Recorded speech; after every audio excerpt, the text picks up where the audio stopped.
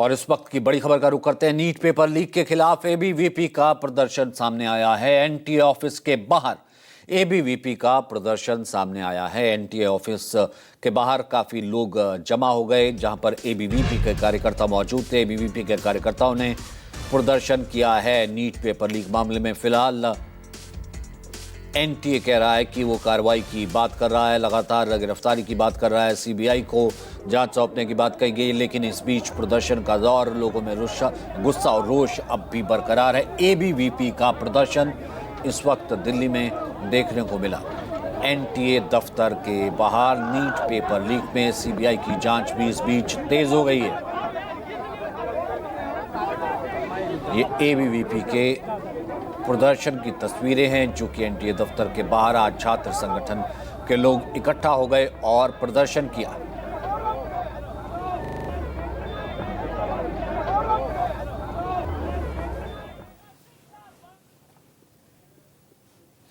तो NEET paper leak में CBI की जांच तेज हो गई है। एनटीए के दफ्तर पहुंची है 4 लोगों की टीम। इस बीच ये जांच तेज हो गई है। सीबीआई को पहले ये जांच सौंप दी गई थी और सीबीआई इस वक्त इस जांच को लेकर के तमाम जगहों पर छापेमारी भी कर रही है।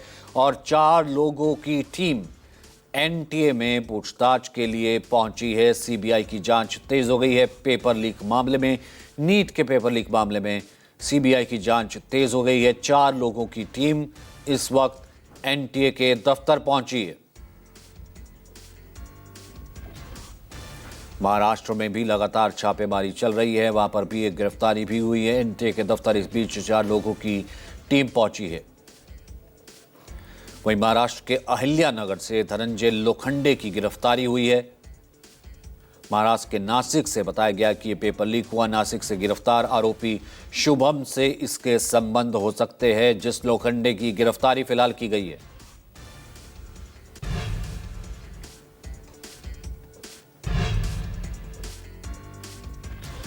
तो एक और गिरफ्तारी की खबर है। नीट पेपर लीक मामले में यह गिरफ्तारी महाराष्ट्र के अहिल्यानगर से हुई है। धनंजय लोखंडे की गिरफ्तारी हुई है। गिरफ्तार नासिक से जो गिरफ्तार आरोपी है शुभम, उससे संबंध बताए जा रहे हैं। नीट पेपर लीक मामले में एक और गिरफ्तारी की खबर है। महाराष्ट्र के अहिल्यानगर से गिरफ्तारी हुई है।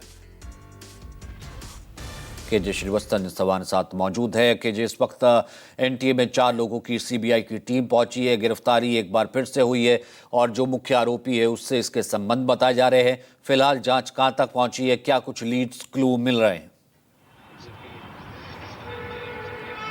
सचिन, देखिए, जिस शुभम को नासिक से गिरफ्तार किया गया था उसे राजस्थान पुलिस के इनपुट के आधार पर ही गिरफ्तार किया गया था। और राजस्थान पुलिस की जो एसओजी टीम थी वो इस पूरे मामले की तफ्तीश में पिछले 5-6 दिनों से जुटी हुई थी। अब ये पूरा मामला सीबीआई को ट्रांसफर किया जा चुका है। तो सीबीआई के 10 सदस्यों की एक टीम जयपुर भी पहुंच चुकी है। पिछले 5 दिनों में राजस्थान की एसओजी ने इस पूरे मामले की, यानी कि इस पूरे पर्चे लीक मामले की किस तरह से तफ्तीश की, कितने लोगों को पूछताछ के लिए बुलाया गया था, इन तमाम जानकारियों को हासिल किया है। उसके आधार पर राजस्थान पुलिस ने सीबीआई की टीम को बताया कि उन्होंने कुछ संदिग्धों को पकड़ा है जिन पर पूरा शक है कि इन लोगों ने ही पर्चे लीक में शामिल हुए थे। उसमें शुभम का नाम भी शामिल है। शुभम के साथ साथ कई और ऐसे लोग हैं जिनको सीबीआई के हवाले कर दिया गया और सीबीआई के अधिकारी अभी एसओजी के दफ्तर में ही इन आरोपियों से पूछताछ कर रहे हैं। हालांकि अभी तक इनमें से किसी को भी गिरफ्तार नहीं बताया गया, क्योंकि अभी पूरा मामला सीबीआई के लिए भी पूछताछ की स्टेज तक ही शामिल है और जल्दी ही सीबीआई इस पूरे मामले में गिरफ्तारी भी शो करेगी और उसी के बाद पता लगेगा कि इस पूरे पर्चे लीक मामले का तार किन किन राज्यों से जुड़े हैं।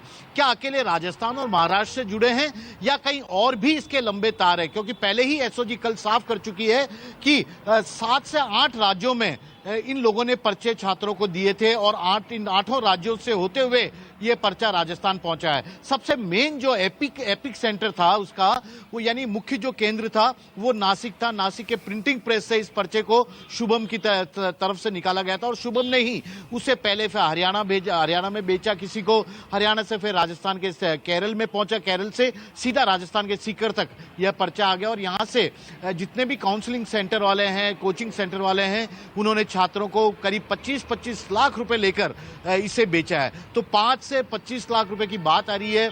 और अब सीबीआई इस पूरे मामले की तफ्तीश के लिए अपनी अलग टीम भी बना चुकी है और जयपुर से इसकी शुरुआत भी हो चुकी है। और इस बीच जैसा कि आपने कहा कि 4 लोगों की टीम पहुंची है, यहाँ पर भी पूछताछ हो रही है, अभी गिरफ्तारी नहीं हुई है। लेकिन ये तो लीड्स की बात रही कि कहाँ से पर्चा लीक हुआ, कहाँ छपा, कैसे बेचा गया। और जो ये कहा जा रहा है कि मुख्य आरोपी वो जो शुभम की गिरफ्तारी हुई है वही किंग पिन बताया जा रहा है, या फिर जो तार जो है वो और भी बड़े हो सकते हैं?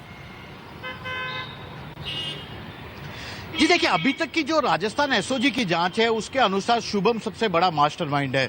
उसी ने प्रिंटिंग प्रेस में, नासिक के प्रिंटिंग प्रेस में ये पूरा पेपर छपा था। इस तरह की बातें सामने आ रही है। उसने अपने हाथों से सभी सवाल को नोट किए और उसी हाथ से लिखे सवाल को उसने हरियाणा के एक शख्स को भेज दिया था। तो ये बात शुभम को मास्टरमाइंड के रूप में सामने आ रही है। लेकिन शुभम के तार हरियाणा तक कैसे पहुंचे, शुभम के तार केरला तक कैसे पहुंचे, क्योंकि केरला के एक एमबीबीएस छात्र ने राजस्थान के सीकर में पढ़ने वाले, चूरू में पढ़ने वाले अपने एक दोस्त को इसे भेजा था जो कि नीट की परीक्षा देने वाला था। तो ये शुभम इन लोगों से क्या लिंक रहा है, क्योंकि राजस्थान के एसओजी ने एक बात और कही है कि राजस्थान में पिछले 10-12 साल में करीब 18 भर्ती परीक्षाओं के पर्चे लीक हुए हैं।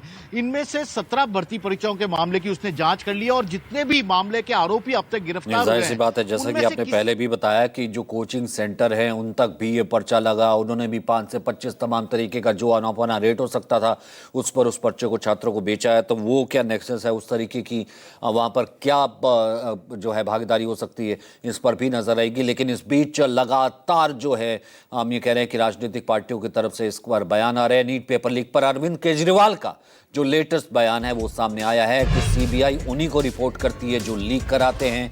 केजरीवाल, मोदी सरकार में कुल 93 पेपर लीक हुए हैं। तो क्या बीजेपी के नेता पेपर लीक करा रहे हैं? एक बड़ा सवाल अरविंद केजरीवाल ने उठाया है कि जेनजी पेपर लीक करने वालों को जेल नहीं भेज सकता, क्योंकि सीबीआई उन्हीं को रिपोर्ट करती है जो लीक कराते हैं। मोदी सरकार आई है, टोटल हमारे देश में 93 पेपर लीक हुए हैं, 93, और इनमें अधिकतर paper double engine, triple engine की बीजेपी की, एनडीए की सरकारों में लीक हुए हैं। लगभग 6 करोड़ युवाओं का भविष्य इन 93 पेपरों में बंद था। 6 करोड़ लोगों का भविष्य बर्बाद हो गया इन 93 पेपर जो लीक हुए। इनमें मोस्टली पेपर लीक हुए राजस्थान में, उत्तर प्रदेश में, उत्तराखंड में और गुजरात में। इन 4 राज्यों में सबसे ज्यादा पेपर लीक हुए। इन चारों राज्यों में बीजेपी की सरकारें हैं। तो ये इत्तेफाक नहीं है कि इन चारों राज्यों में बीजेपी की सरकार है, केंद्र में बीजेपी की सरकार है, नीट का पेपर लीक हो गया। और अभी पिछले 1-2 दिन से खबरें आई हैं, ये जो नीट का पेपर लीक हुआ है इसका एपिसेंटर भी राजस्थान है, और इनमें जो 2-4 लोगों के ऊपर सुई गई है वो भी बीजेपी के नेता दिखाई देते हैं।